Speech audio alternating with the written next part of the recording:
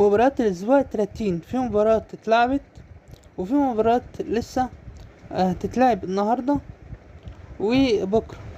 قادش 1، جرناطة 0، ختافي 0، اشبيليا 1، الماريا 0، اوساسونا 3، فالنسيا 0، ريال مايوركا 0، برشلونة 1، لاس بالماس 0، سيلتا فيجو 0، ريال فالكانو 0. المباراة دي شغالة دلوقتي ولسه ما خلصتش. احنا في الشوط احنا في منتصف المباراة دلوقتي في الشوط التاني.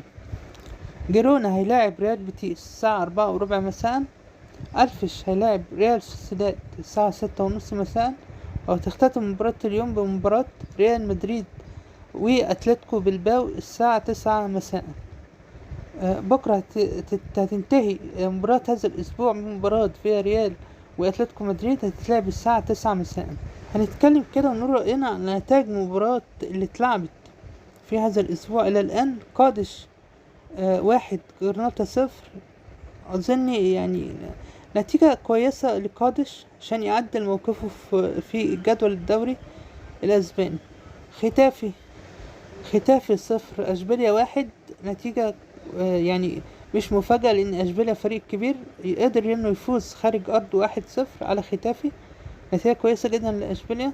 وأشبيليا السنة دي مش زي السنين اللي فاتت للأسف، ولكن بيقدر يقدر الفترة الجاية دي إنه يلم أوراقه وإنه يرجع أقوى من الأول كمان. الماريا 0، أوساسونا 3.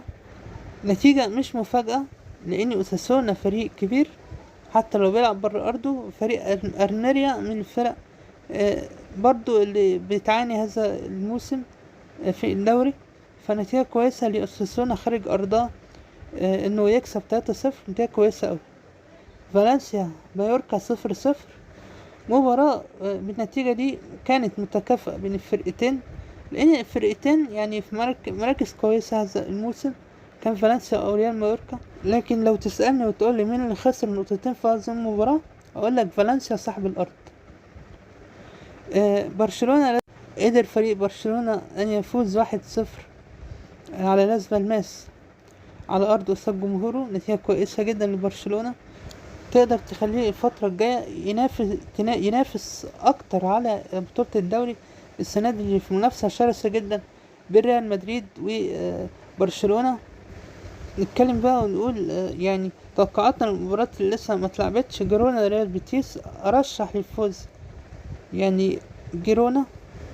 ألفش ريال سوسيداد أرشح ريال سوسيداد للفوز، يعني هو على بره أرضها ولكن ريال سوسيداد فريق قوي السنة دي. ريال مدريد واتلتيكو بلباو هتبقى مباراة صعبة على ريال مدريد. يعني اتلتيكو بلباو من الفرق العنيدة في الدوري الأسباني. فأرشح برضو ريال مدريد للفوز في المباراة، خصوصا المباراة على أرضه قصاد جمهوره، عشان ينفرد حتى بتصدره للدوري الأسباني ويبعد عن جرناطة وبرشلونة. في ريال واتلتيكو مدريد أرشح يعني اتلتيكو مدريد للفوز. اتلتيكو مدريد فريق من الفرق الكبيرة برضو، اللي يعني الماتش ده يفوز اتلتيكو مدريد يا التعادل، يا المباراة تنتهي بالتعادل بين الفرقتين، خصوصا ان فيها ريال من الفرق العنيدة على ارضها ومش بتتغلب بالسهل. يعني برضو المباراة تبقى صعبة بين الفرقتين.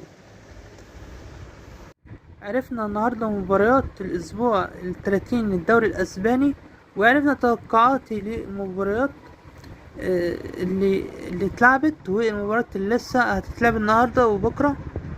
يا رب يكون الفيديو عجبكم، دوسوا لايك واشتركوا في القناة وضغطوا على زر الجرس عشان كل جديد أنا أقدمه يوصل لكم. شكرا.